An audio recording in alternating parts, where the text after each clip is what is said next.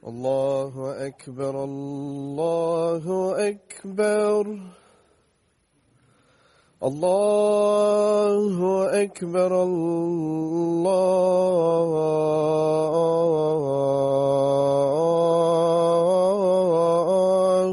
أكبر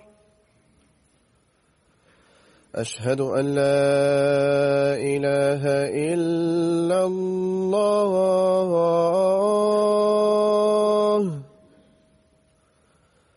أشهد أن لا إله إلا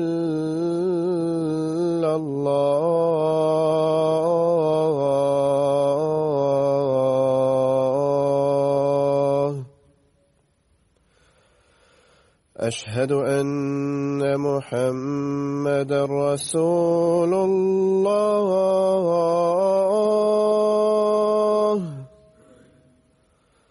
أشهد أن محمدا رسول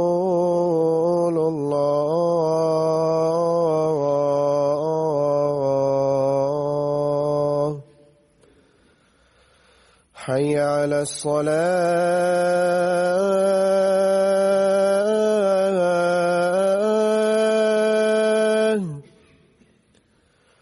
حي على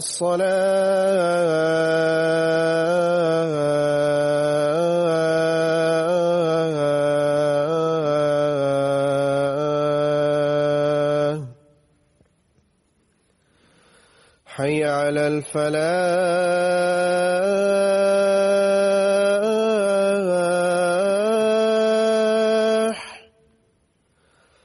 حي على الفلاح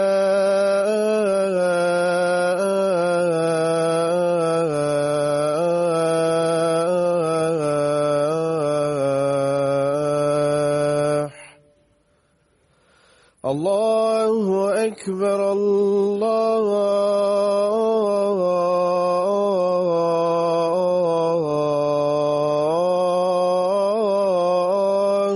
أكبر لا إله إلا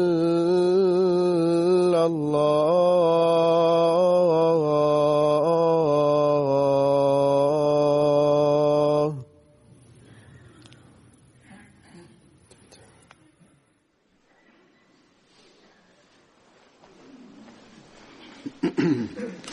السلام عليكم ورحمة الله.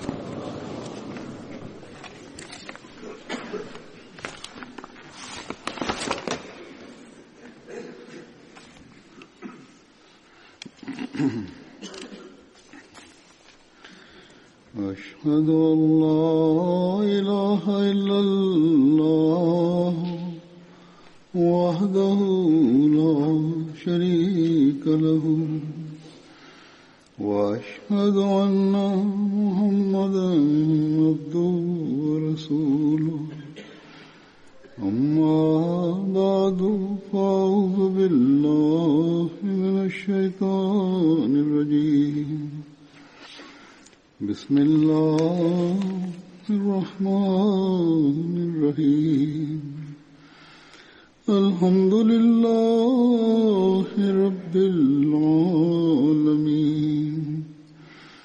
الرحمن الرحيم مالك يوم الدين إياك نعبد وإياك نستعين اهدنا الصراط المستقيم صراط الذين أنعمت عليهم غير المغضوب عليهم ولا الضالين.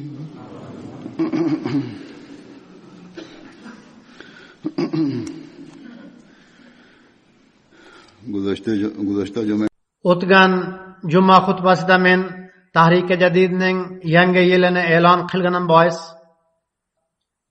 Amerika va Gvatemalaga qilgan ish safarim to'g'risida hech bir so'z aytmagan edim. Alloh taolaning fazl marhamati bilan bu ish safarlarining nihoyatda ijobiy ta'sirlari yuzaga keladi. yot kishilar bilan ham, jamoatimiz kishilari bilan ham uchrashib, tashkiliy jihatdan narsalarni to'g'ridan to'g'ri kuzatib, ko'pgina ma'lumotga ega bo'laman. Bu ish safarlarining uchta yirik foydasi shuki, bu mamlakatlardagi ziyoli hamda ta'sirli kishilar bilan masjidlarning ochilishi hamda boshqa tadbirlarda aloqa munosabatda bo'lamiz.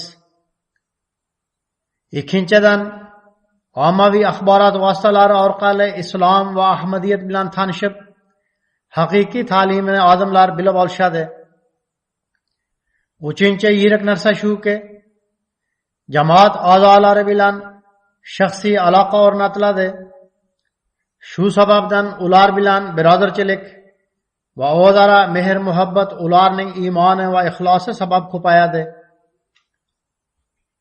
Zamon xalifasi hamda jamoat a'zolarining o'zaro bevosita uchrashuvi, ko'rish hamda eshitish natijasida katta o'zgarish paydo bo'ladi. His tuyg'ular uyg'onadi. So'ngra bu mamlakatdagi sharoitlarga ko'ra xutbalarda ular borasida bevosita gaplashib olamiz. Amerikadagi ish safarim mobaynida Alloh taolaning marhamati bilan 3 ta masjidni ochishga imkon topdim. Alloh taola bu masjidlarni namozxonlar bilan doimo to'ldirib tursin. Jamoat a'zolarining ixlos va vafosini doimo oshirib turaversin. Men dastlab Philadelphia, so'ngra Houston, undan keyin Washingtonga o'tdim. Qayerga borishimdan qat'iy nazar, yosh bolalar, noqironlar, ayollar va erkaklar o'z vaqtining ko'pini masjidda o'tkazadilar. Bolalarning ota-onalari hamda boshqa qarindoshlari sizlarning bu yerga tashrifingiz bois bolalar har kuni tezroq masjidga yuringlar deb aytar edi. Ular xilofat bilan o'zgacha aloqani izhor etishar edi. So'ngra masjidga kelib ko'proq vaqtlarini masjidda o'tkazardilar deya xat yozmoqdalar. Bu safar Amerikada siyosiy panohi uchun hamda muhojir bo'lib kelgan pokistonlik ahmadiylarning yirik soni ham bor edi. Ular nihoyatda qiyin sharoitlardan o'tib Malayziya, Tailand, Shri Lanka hamda Nepal orqali u yerga borgan edilar. Ular bilan uchrashuv ham ba'zida hissiyotli vaziyatni yuzaga keltirar edi. Ba'zida ular hissiyotga ko'proq berilib ketardilar.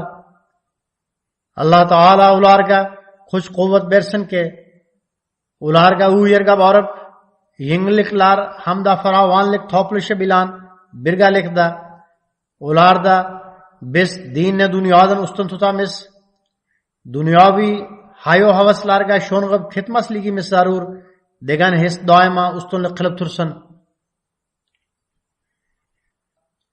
Endi men ish safar to'g'risida yana boshqa narsalarni so'zlab beraman. Amerikalik siyosiy rahbarlar ham, ziyoli toifa ham, oddiy kishilar ham umuman gaplarni eshitguvchi hamda yaxshi gapni olqishlovchi va yoqtiruvchilardir. Islomning haqiqiy ta'limoti ularga go'zal uslubda yetib bormadi. Kimlarga bu ta'lim yetgan bo'lsa yoki kimlar jamoat bilan aloqa vositada bo'lib turishgan bo'lsalar, ular islom to'g'risida yaxshi o'y fikrga ega. Demak, bizning ishimiz shuki, biz islomning haqiqiy payg'amini Amerikada ham, boshqa dunyoda ham mehnat hamda to'g'ri yo'l bilan tarqatib qo'yaylik. Islomning haqiqiy payg'ami bir tomondan g'ayri musulmonlarning ko'zlarini ochib turib, islomning go'zal hamda tinchliksevar ta'limotini oydinlashtirguvchidir. Ikkinchi tomondan musulmonlarga ham ishonch ato etadi. G'ayri ahmadiy musulmonlar ham islomning haqiqiy ta'limi qanaqaligini bilib olishadi. Shuning uchun o'zini past tutishiga ehtiyoj yo'q. Bu narsani ko'p joyda tajribadan o'tkazganman. Amerikada ham buni tajriba qilib o'tkazganmanki, g'ayri ahmadiy musulmonlar islomning go'zal ta'limotini bizdan eshitganlarida ularda ham biz o'zimizni past tutishimiz kerak emas degan ishonch paydo bo'ladi. Bu narsani ular o'zlari ham izhor etishadi. Balki islomgina dunyo muammolarini hal qiluvchidir.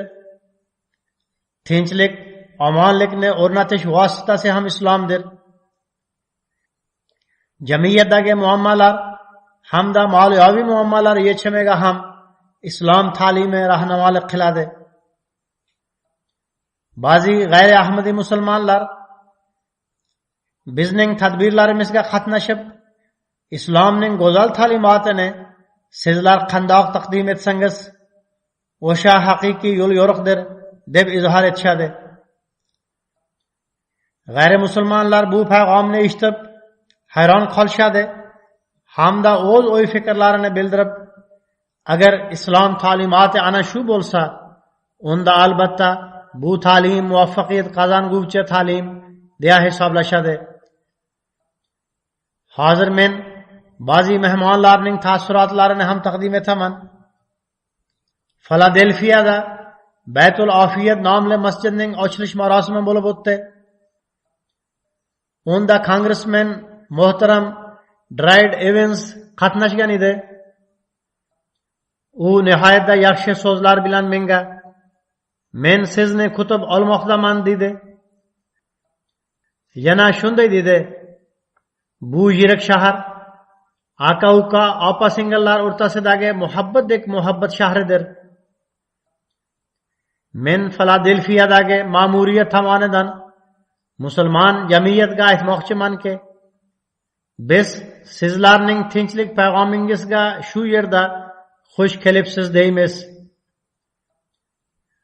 U yana davom etib deydi: "Ba'zi amerikaliklar tomonidan joriy yilda islomga qarshi ba'zi o'y fikrlar bildirilgan.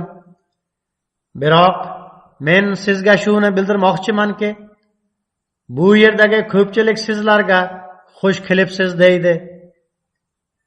Biz sizlar bilan birga nafrat, taassub hamda radikalizmga qarshi turibmiz." U o'z taassurotlarini davom ettirib yana dedi: "Siz tinchlikni o'rnatish uchun nihoyatda go'zal payg'amni berdingiz. Baxtga qarshi biz Amerikada nihoyatda qorong'u davrdan o'tmoqdamiz. Shunday davrda bu payg'am nihoyatda sharaflidir. Bundan shu narsa isbotlanadiki, musulmon jamiyat nafaqat Amerika uchun, balki barcha mamlakatlar uchun nihoyatda muhimdir. Bizga kelajakda umid va tinchlik lozim. Filadelfiya shahrining diniy erkinlikka iqtibosan bir o'zgacha ahamiyati bor. Filadelfiya to'g'risida shu narsa mashhurdirki, u yerda diniy erkinlik uchun hamda har bir dinning u yerda mavjud bo'lishi uchun shartnoma tuzilgan edi. Bu joy sizlarning masjidingiz uchun nihoyatda shon sharafli joy bo'lib qoladi. Demak, u kishining o'y fikrlari ana shunday. Shuningdek, u yerning meri ham tashrif buyurgan edi. Hatto boshqa rahbarlar ham qatnashgan edi. Shahar meri James Kenny ham o'z o'y fikrlarini bildirib shunday dedi: Filadelfiya shahri tarixidan shu narsa ma'lum bo'ladiki, diniy erkinlik bu shaharning asosiy tamoyillaridandir. Bu shahar shu narsaga asoslanib qurilgan edi. Biz turli qavm va millatlardan bo'lishimizdan qat'iy nazar, bu shahar har kimga xush kelibsiz deydi.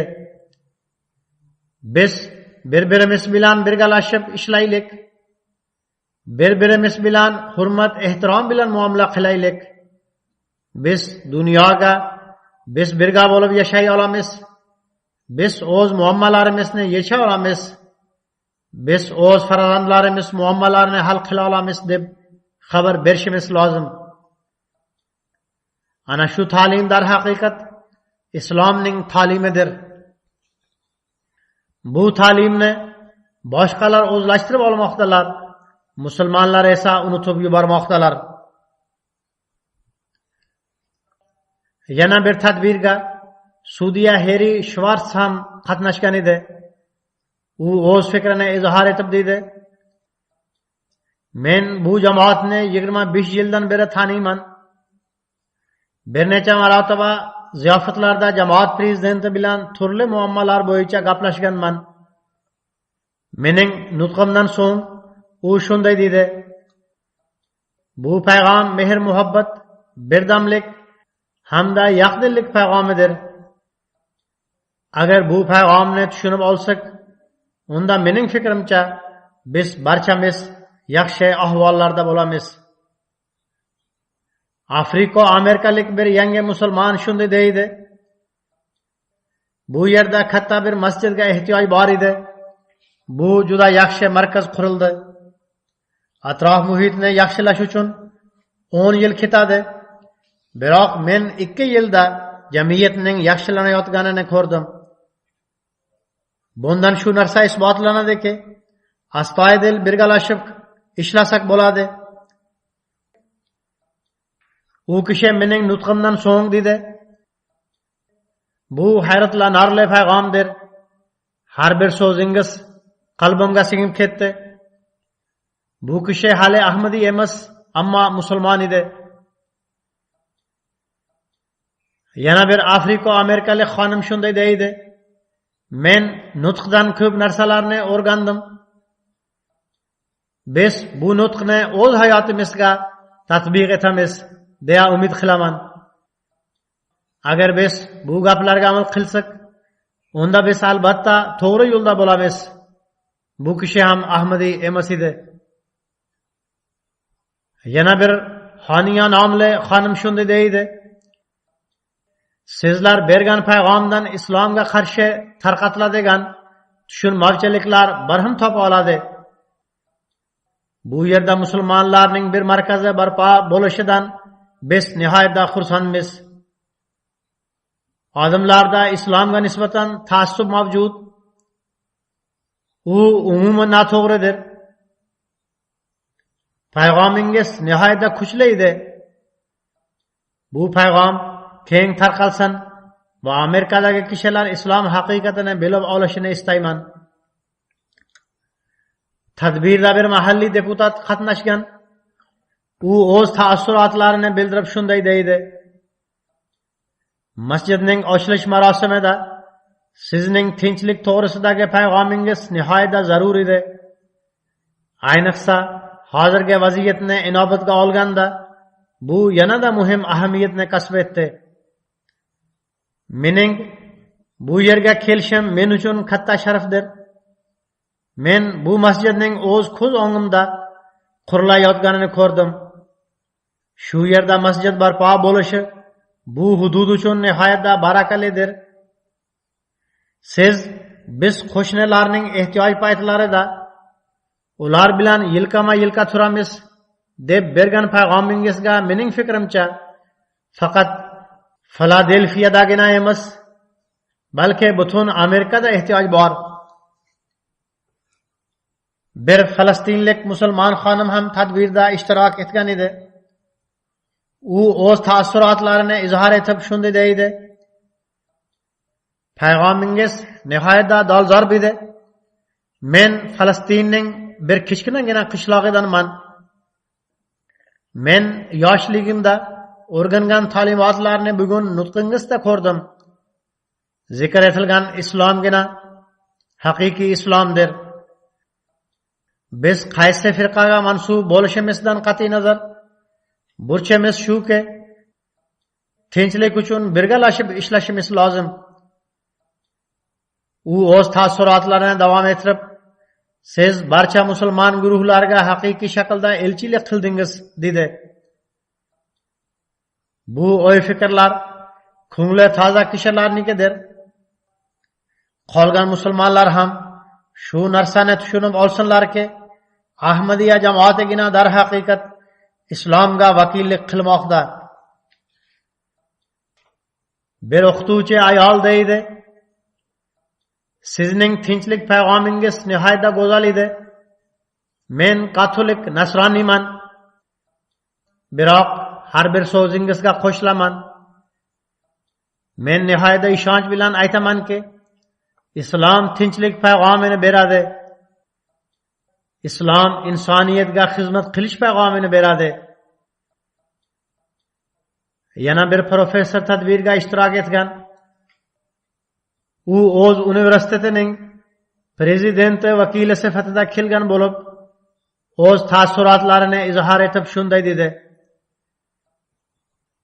"Men sizlarga bu shahar odamlari tomonidan yaxshi tilaklarni bildiraman. Bu tilaklar bugungi kunga tegishli bo'lmay, kelajakka tegishlidir. Men sizlarda kuzatgan yana bir narsa shuki, sizlar faqat hozirgi davr to'g'risida gapirmaysizlar, balki kelgusi vaqtni ham inobatga olasizlar." U kishi qilgan nutqimni yaxshi so'zlar bilan olqishlab yana dedi: "Sizlar bu yerda bir urug'ni ekib qo'ydingiz. Endi bizning ishimiz shuki, buni muhofaza qilib o'stiraylik. Uni birodarchilik hamda mehr muhabbatning mustahkam daraxtiga aylantirib qo'yaylik." Bir ayol kishi o'z his tuyg'ularini bildirib shunday dedi: "Siz biz odamlarning yoshlarini artamiz deya aytdingiz. Shunday deydigan qancha kishilar bor?" Bu gap hayratlanarli edi.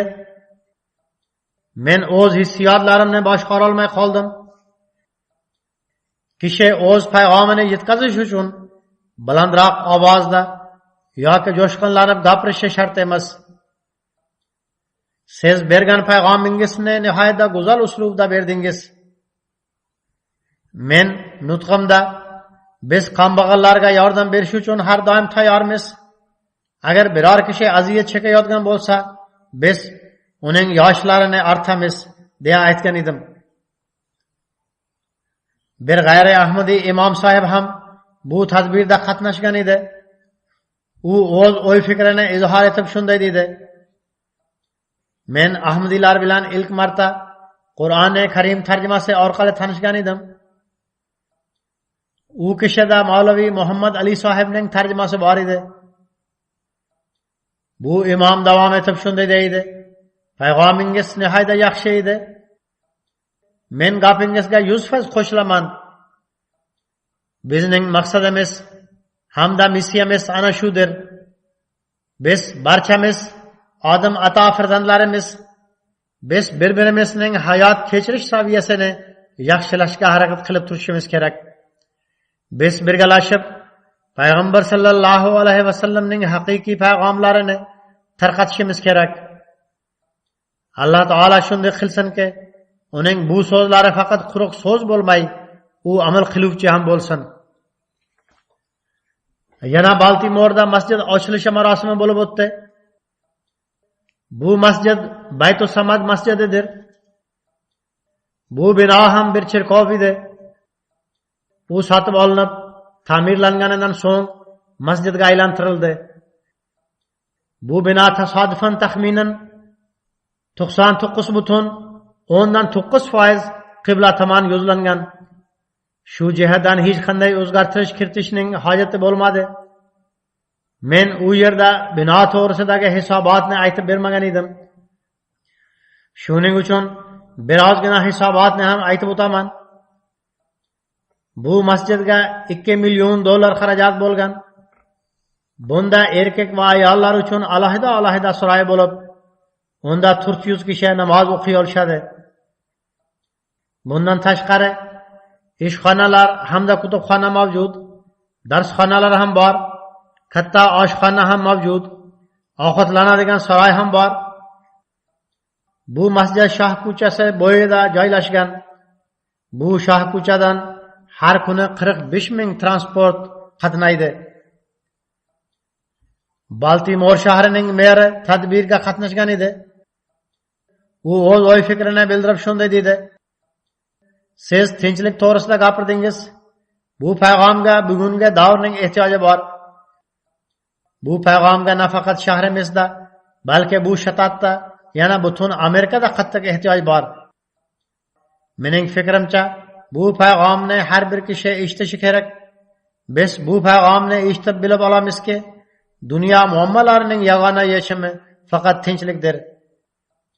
Yana biz bir-birimizga muhabbat qo'yishga o'rganamiz."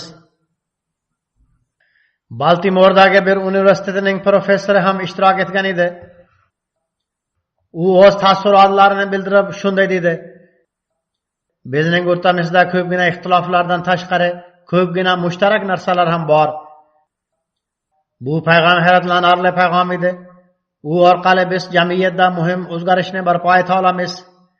Biz birgalashib ishlashimiz lozim. Bir-birimizni hurmat qilishimiz kerak.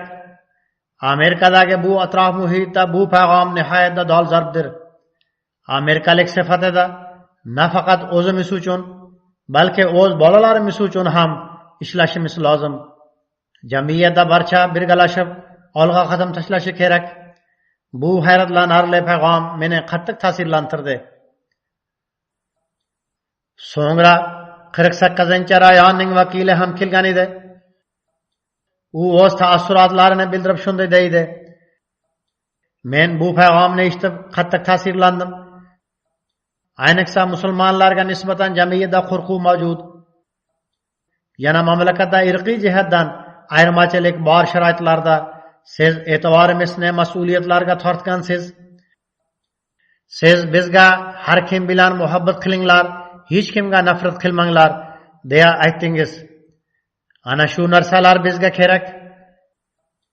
Baltimor shtati muhabbat, tinchlik va adolat kabi bu oliy qadriyatlarga erishishi zarur.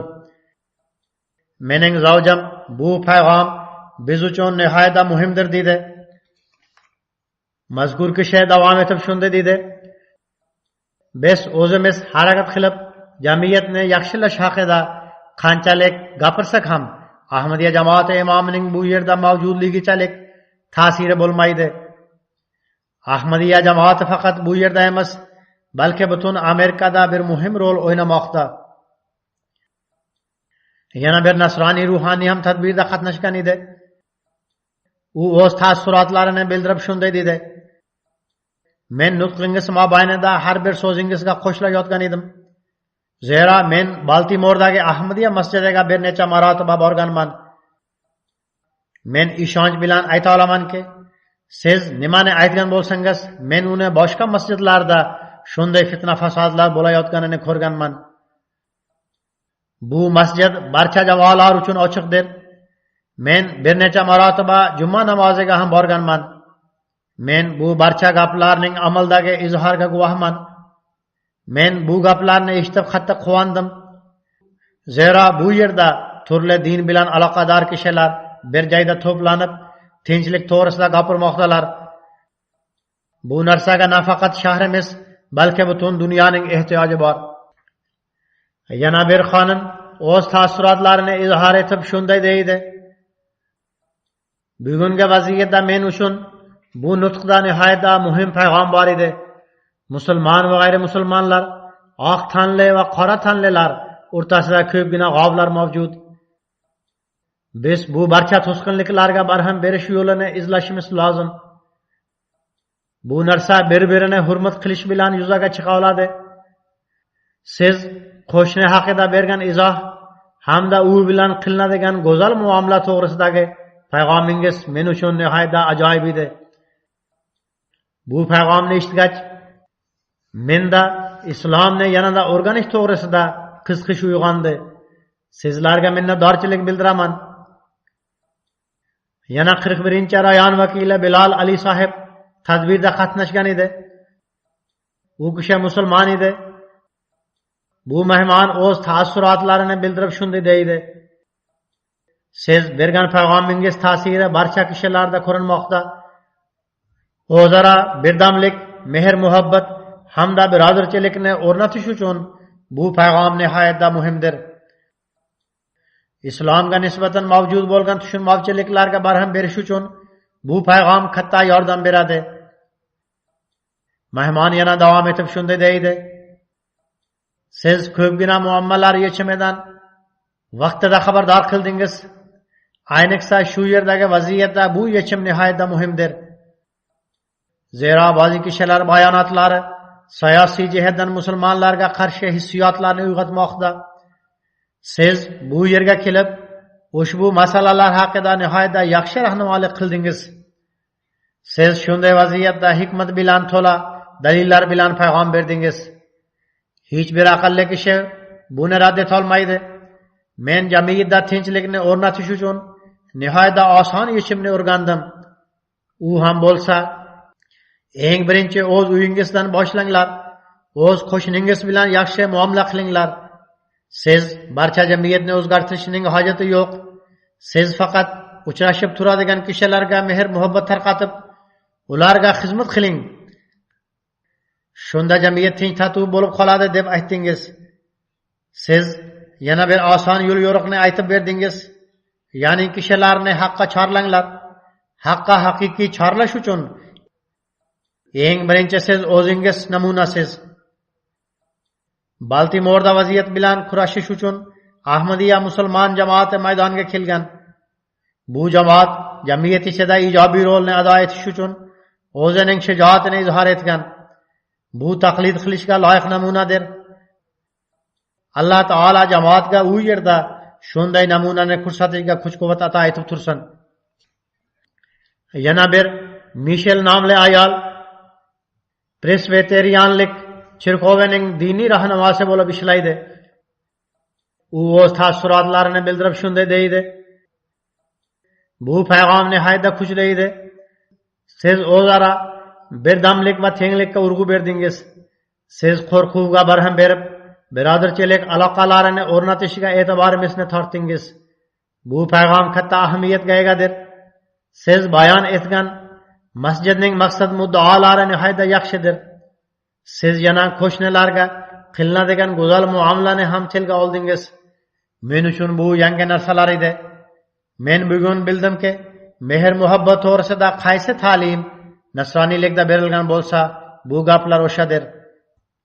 Holbuki ommaviy axborot vositalari islom to'g'risida boshqacha narsalarni namoyish etadi. Yana bir tarixchi doktor Fatima shunday deydi: Amerikada mening mutaxassisligim islomdir. Shu jihatdan men Amerikada islom tarixi bo'yicha ko'p ishlaganman. Men hech bir diniy olim emasman, balki faqat tarixchiman. Siz Hazrat Mirzo G'ulom Ahmad Qodiyaniy alayhissalom islomni bu davrda yangilaganlar deb aytgansiz. Endi bu narsa mening ongimda joylashib oldi. Men bu haqda yana tadqiqotlar qilaman.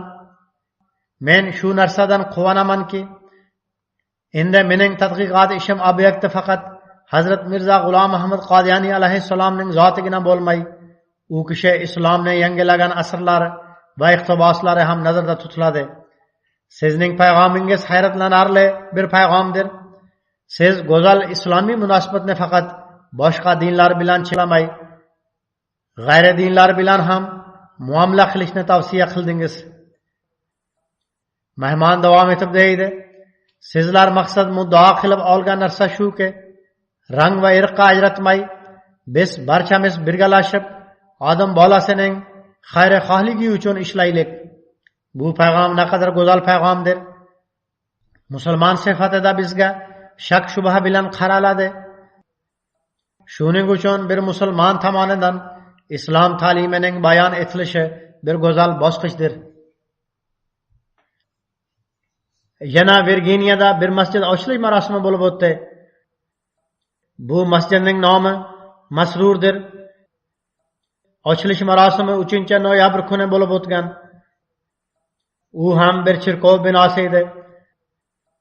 Sotib olingan joyining to'liq hududi 17,6 gektardir. Bu bino $5 million sotib olingan edi.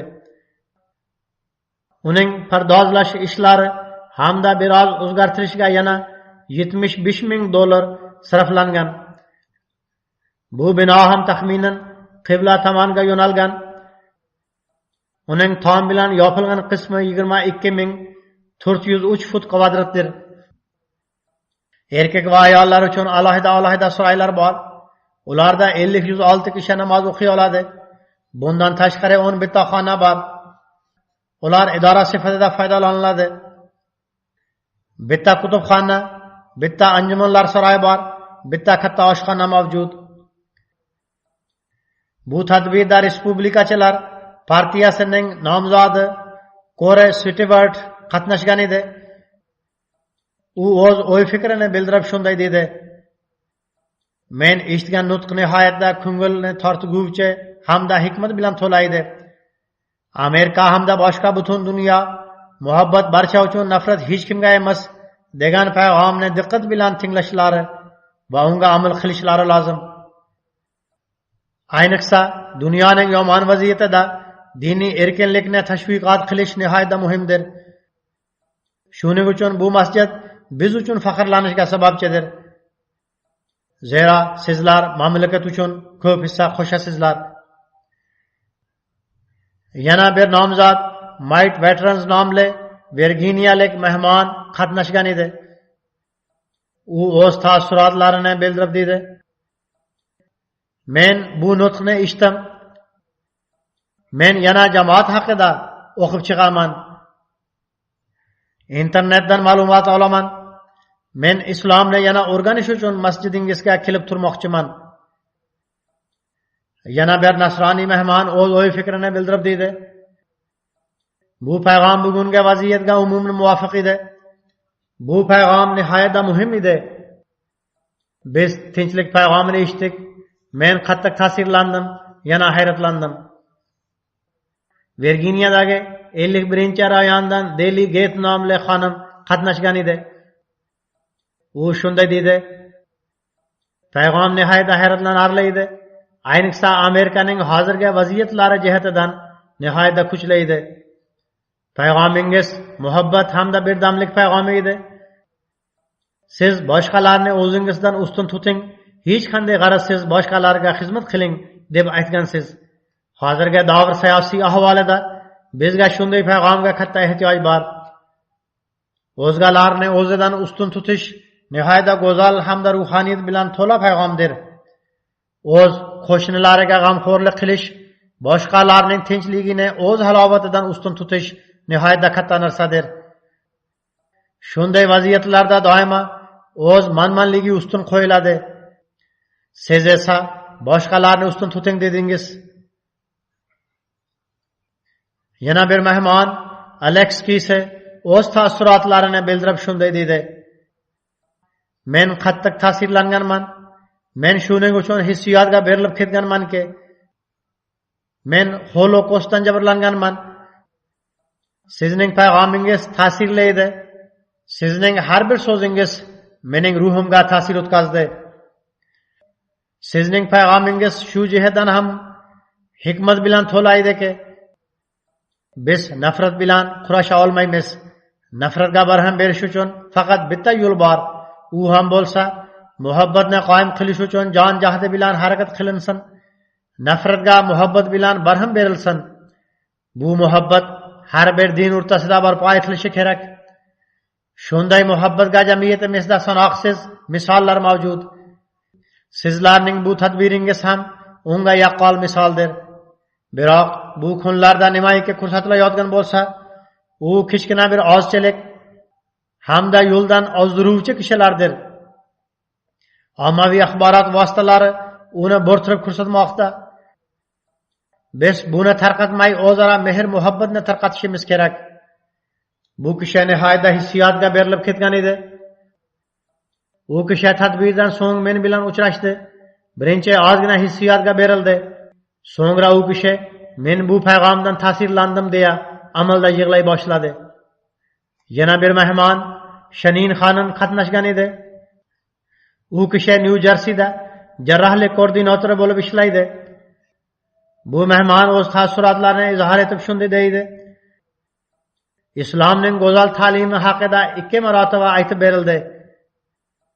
Mening shaxsiy o'y fikrim ham shuki, sanoqli kishilarning yomon xatti harakatlari bois butun dinni jinoyatchiga chiqarish zulmdan kam emas.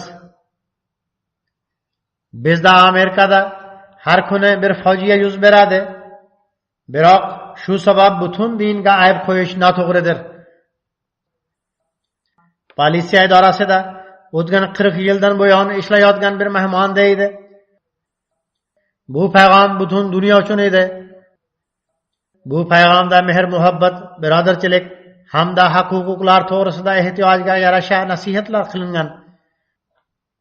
Bu yerda turli rang va irqqa mansub 468 ming nafar kishilar yashaydi. Bugungi payg'amda nihoyatda muhim narsa qo'shnining haq-huquqlari edi. Yana bir doktor Kamberli tadbirga qatnashgan edi. U jinoiy ishlar bo'yicha mutaxassis hamda yozuvchidir. U doktorlik dissertatsiyasini yoqlagan. U o'z taassurotlarini bildirib shunday deydi: bugungi nutqda tinchlik va adolat to'g'risida nihoyatda kuchli payg'amni eshitdik. Har bir kishi rang va irqqa qaramay bu payg'amga ko'ra birdamlik muhitini o'rnatishi kerak. Bugungi nutqda siz islomning haqiqiy shaklini ko'z oldimizga keltirdingiz. Uning xulosasi tinchlik, adolat va tenglik muhitini yaratishdan iboratdir. Bu mehmon o'z taassurotlarini bildirayotib hissiyotga berildi. Yana ko'zlaridan yosh oqayotganda shunday dedi: bu kunlarda kimlar din nomi bilan jamoalarimizda hamda mamlakatimizda zulm va sitam hamda vahshiylik qilib fitna fasodni tarqatayotgan bo'lsalar, ularning din bilan hech ham aloqasi yo'q. Buni bilish har bir kishi uchun nihoyatda muhimdir. Yana bir ayol mehmon Loren xonim o'z taassurotlarini bildirib shunday dedi: men 30 yildan beri bu hududda yashayman. Men bu yerdagi o'zgarib ketayotgan ahvolni ko'rganman. Hozirgi o'q uzish voqealari nihoyatda afsuslanarlidir. Shunday fursatda mehr muhabbat hamda sabrlilik payg'ami nihoyatda go'zal edi. Meni taklif etganlaringiz uchun nihoyatda xursandman. Men bu yerga kelib Ahmadiya musulmon jamoati to'g'risida ko'p narsalarni o'rganishga fursat topdim. Masjid bu hududga go'zal bir qo'shimchadir. Menga bundan hech xavotir yo'q. Bu tinchliksevar joydir.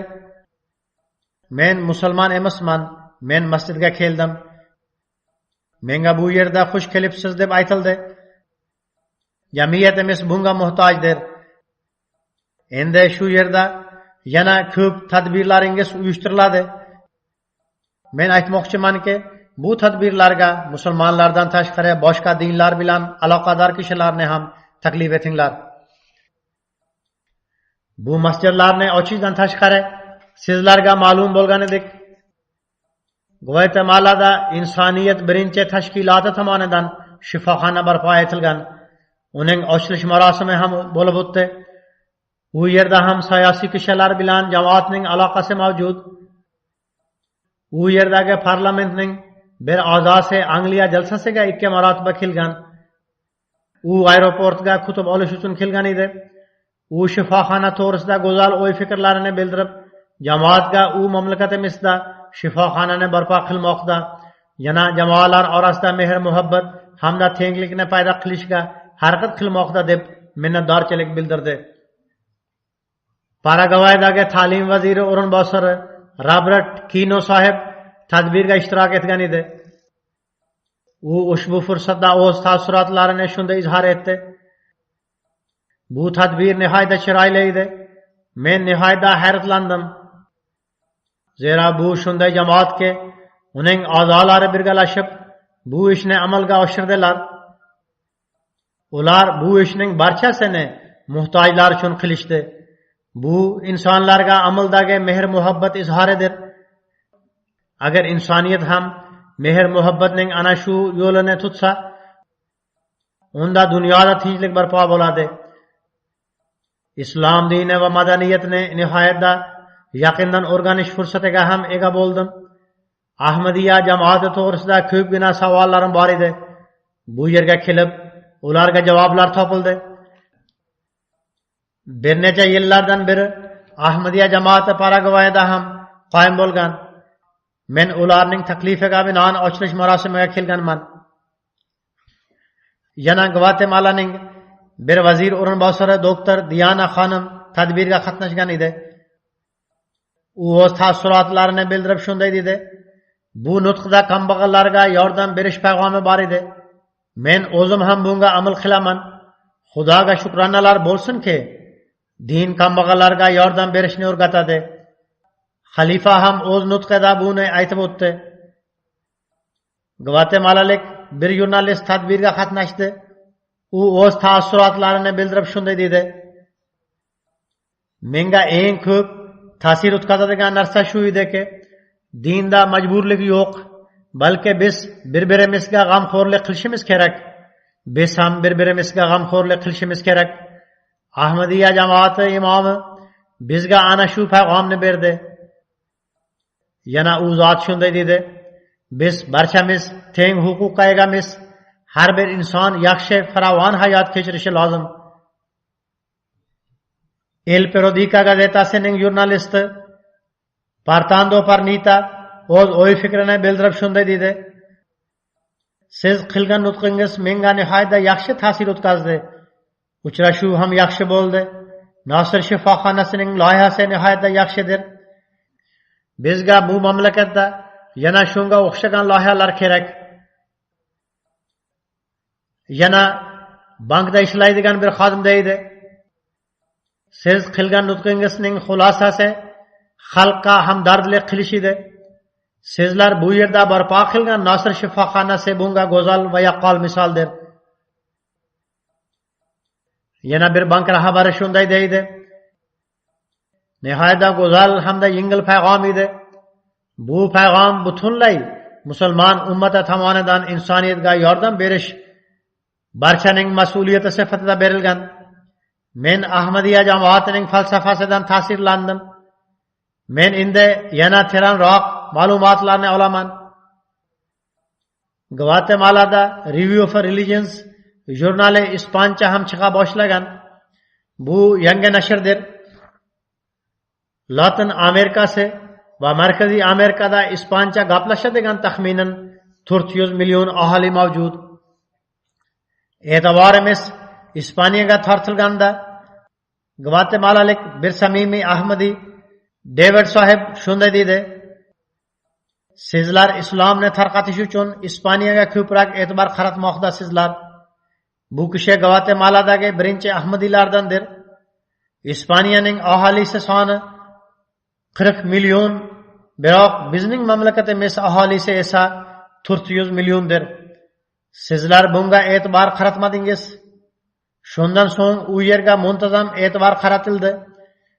Jamia Ahmadiya talabalari ham u yerga jo'natila boshlandi. Hozir Alloh taolaning marhamati bilan jamoatlar qoyim bo'lmoqda. Nima bo'lganda ham Review of Religions ispan tilida nashr etila boshlandi. Bu taassurotlar begona kishilarniki edi. Gvatemalada qo'shni mamlakatlardan ispancha so'zlashadigan ahmadiylar ham ishtirok etishdi.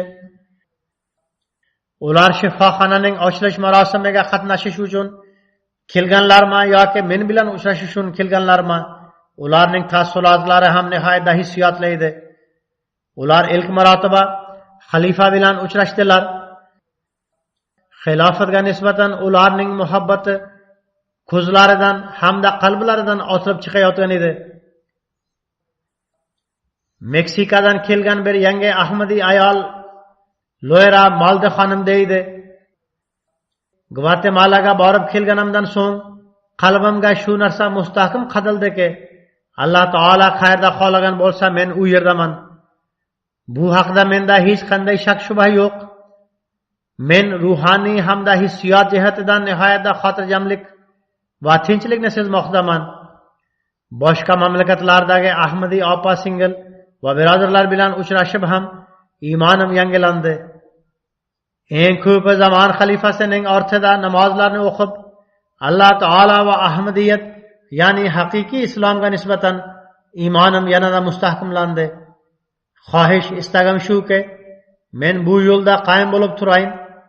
Alloh taolo shunday qilsin. Yana Meksikadan yangi bayat qilgan Ivan Fransisko sahib shunday deydi: biz xalifaning qullariga bayat qildik. U yerda masjidda bayat tadbiri ham o'tkazilgan edi. Mehmon davom etib deydi: u yerdagi bir lahza shunday ediki, uni so'zlar bilan ifodalash qiyin. U lahzada mening butun badanim qizib ketgani hamda ter bosgani his qildim. To'q mening badanimda aylanayotgani hamda ketayotganda barcha gunohlarimni ham olib ketganini sezdim. Alloh taolaga minglab shukronalar bo'lsinki, u bizga xilofatni ato etdi. Men bilaman, u mening yaxshiliklar tomon odimlashga birinchi qadamdir va bu menda pokiza o'zgarishni yuzaga keltiradi. Yana Meksikadan kelgan yangi bir Ahmadiy Miguel Anxil sohib deydi: haqiqat shuki, islom ahmadiyatda hech qanday chegara yoki bizni ajratadigan hech qanday chiziq yo'q. Biz barchamiz birodarmiz. Agar qandaydir farq bo'lsa ham, u farq tildadir. Aks holda biz barchamiz birodarmiz. Zamon xalifasi ortida namoz o'qiyotganimizda mayli 10-15 xil mamlakatdan kelgan kishilar edik, ammo bir edik va bir xalifaning ortida namoz o'qiyotgan edik. Yana bir Sante Barayona sohib deydi: men Meksika shahridagi jamoatidanman. Men Gvatemalaga borishga fursat topilayotganidan xabar topib qattiq quvondim. U yerda zamon xalifasi bilan uchrashamiz ham. Buni eshitib mening quvonchim yanada oshdi. Men u zot bilan uchrashganimdan nihoyatda quvondim. Zero menga u zot bilan uchrashishga ko'p vaqt topildi.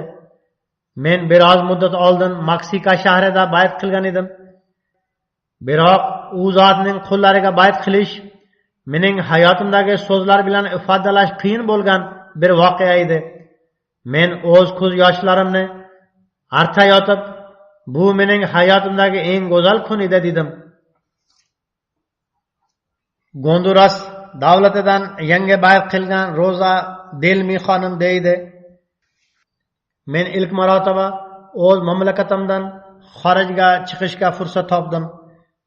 Biz uzoq yo'l bosdik.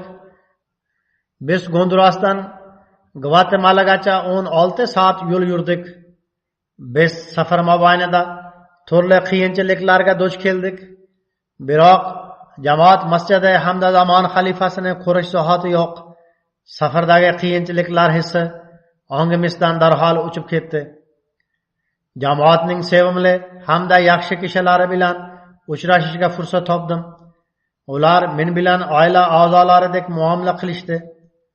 Amerikadan kelgan bir Ahmadiy ayol menga: siz qizim kabisiz dedi. Bu safarning eng yaxshi qismi zamon xalifasi bilan uchrashuv edi. Men o'zim shaxsan hech gapirmadim. Zero men o'zimni bir boshqacha dunyoda ekanimni his qilar edim. Men o'tirib qarash hamda eshitib turishni xohlar edim. Bu so'zlar bilan ifodalash qiyin bo'lgan tajriba edi.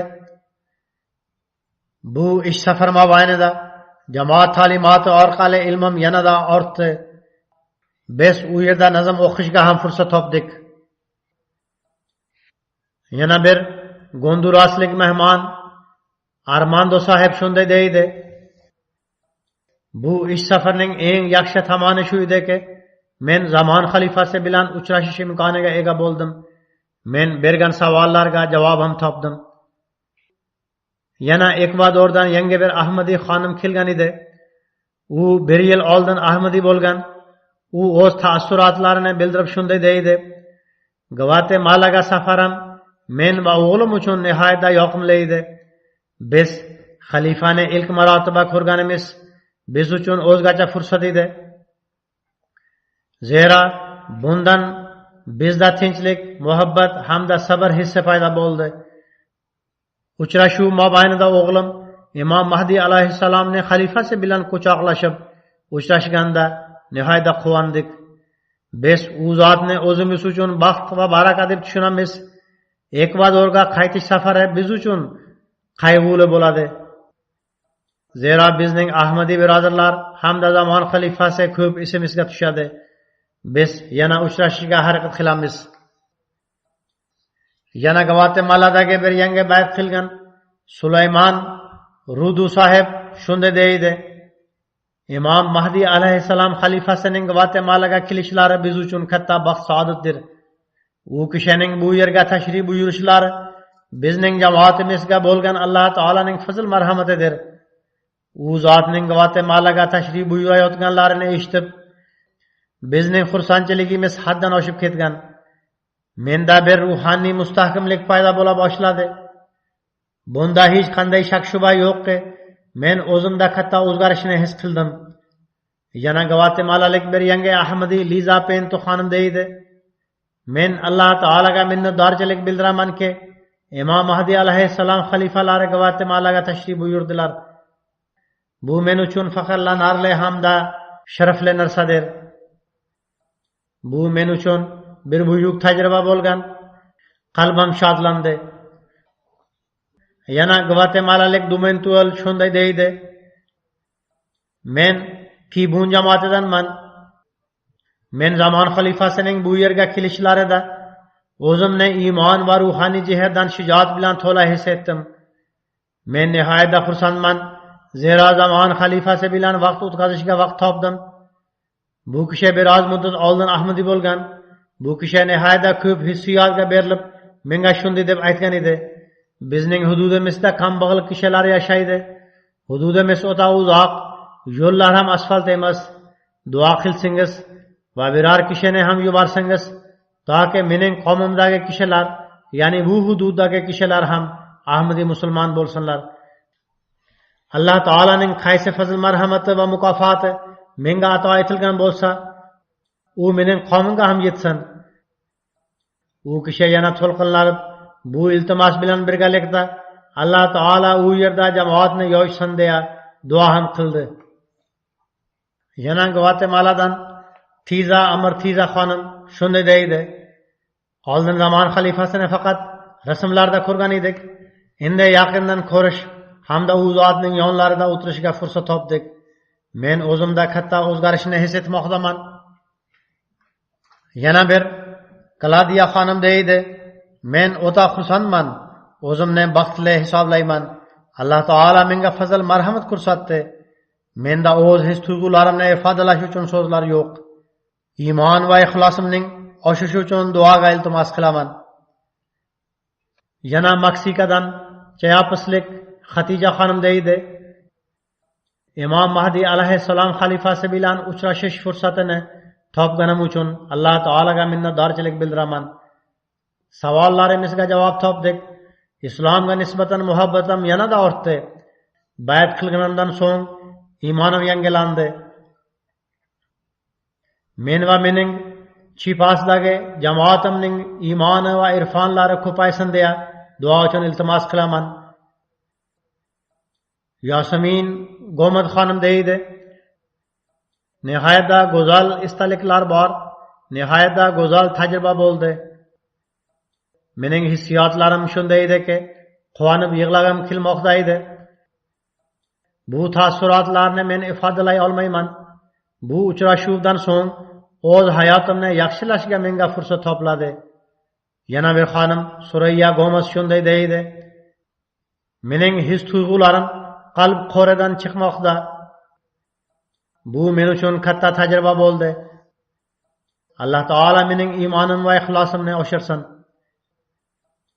Meksikadan bir yangi bayt qilgan Fuyuz Xusus sahib deydi: Jamoat bilan aloqa o'rnatish juda katta mukofotdir.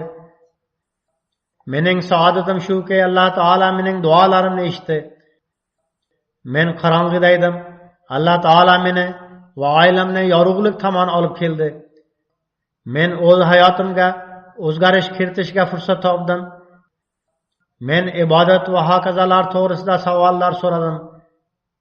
Men ularga qoniqarli javoblarni oldim. Layla Latif xonim o'z taassurotlarini bildirib shunday deydi: oldin televizor orqali tanishgan edim. Endi uchrashganimda his tuyg'ular hamda sezgilar umuman boshqachadir.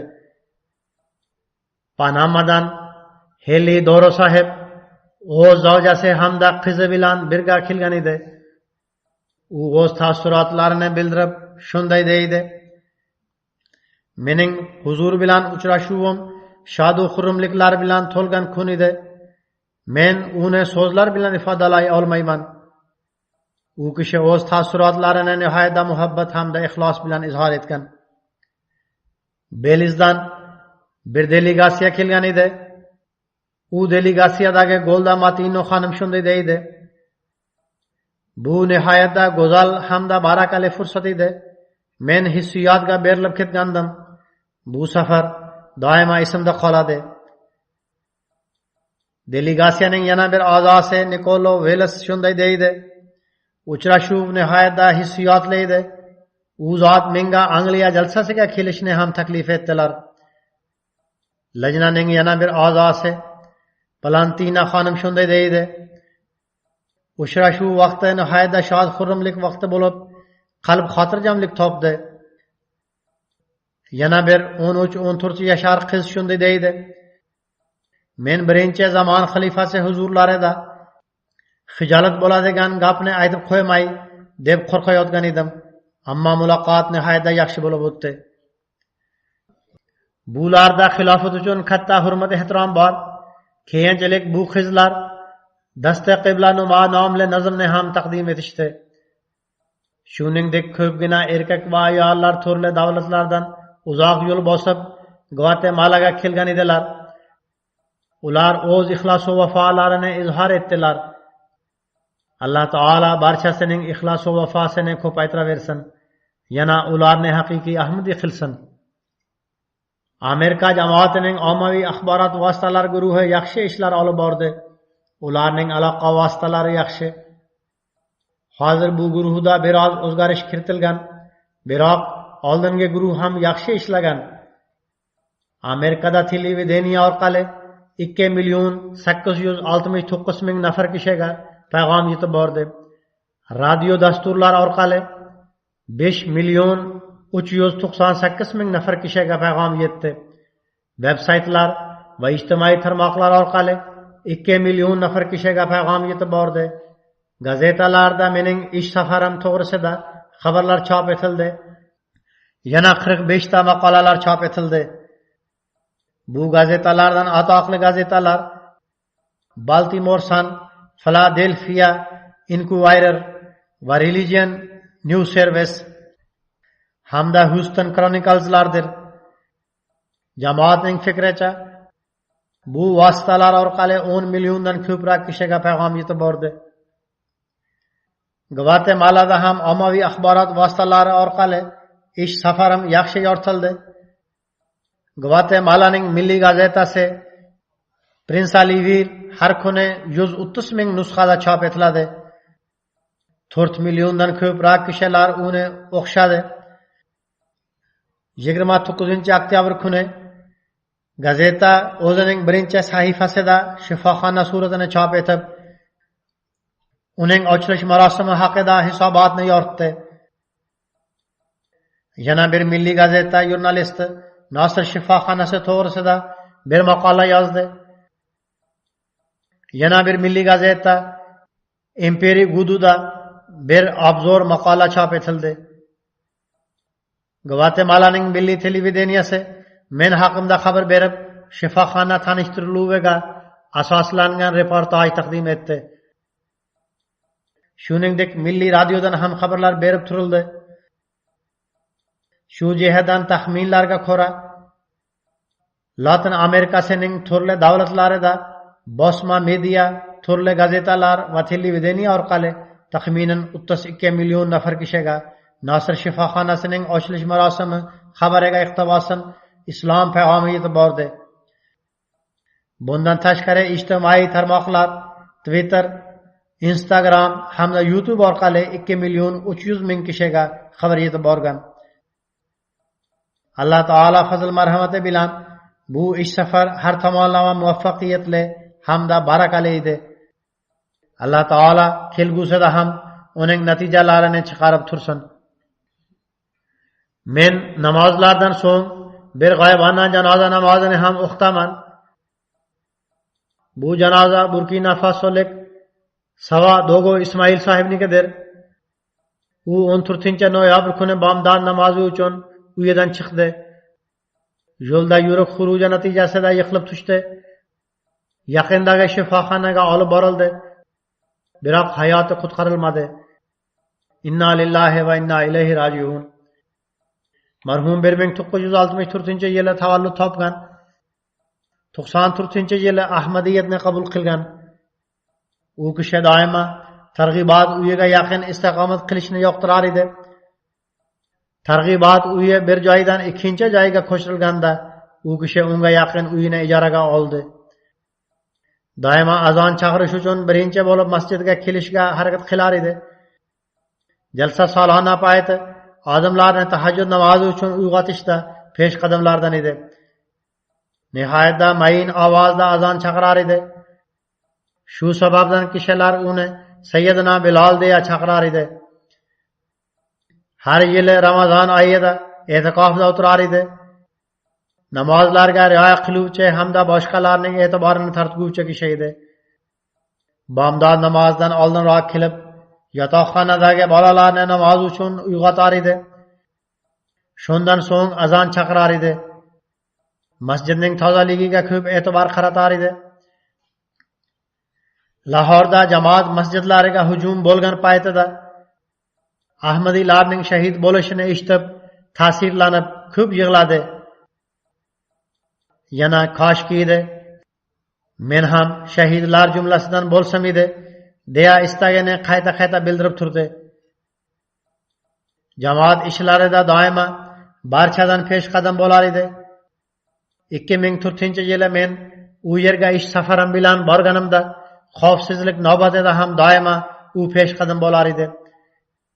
Bir marta u yerda bir tadbir asnosida navbatchilik qilayotganda mening nutqim mobaynida hushidan ketib yiqilib tushgan edi. Ehtimol biror narsa yemagan yoki ichmagan edi, yoki tikka turib olgani bois shunday bo'ldimi? Nima bo'lganda ham u doimo xatlarida men o'sha yiqilib tushgan deb yozar edi. Xilofat hamda Ahmadiyatga nihoyatda samimiy va oshiq edi. u kasb jihatidan o'rmonlar idorasida qarovul edi. Uning dafn etilish marosimi payti markaziy mer tomonidan o'rmonlar idorasining rahbari uning xizmatlarini barcha kishilar oldida go'zal uslubda taqdim etib, Ismoil vafodor, samimiy, iymonli va ko'ngli ochiq kishi edi.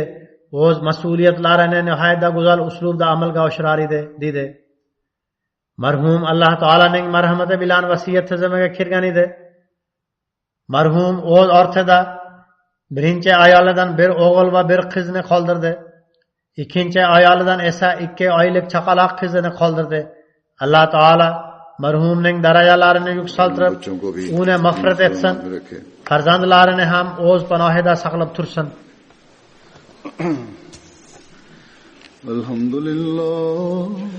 Alhamdulillah nahmaduhu wa nasta'inuhu wa nastaghfiruhu wa nu'minu bihi wa natawakkalu alayhi wa na'udzu billahi min shururi anfusina wa min sayyiati a'malina.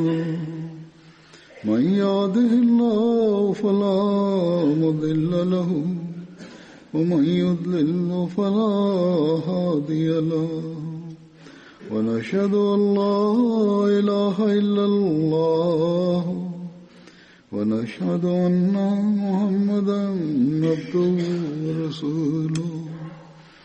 عباد الله رحمكم الله، إن الله يأمر بالعدل والإحسان وإيتاء ذي القربى وينهى عن الفحشاء والمنكر والبغي يعظكم لعلكم تذكرون اذكروا الله يذكركم وادعوه يستجب لكم ولذكر الله أكبر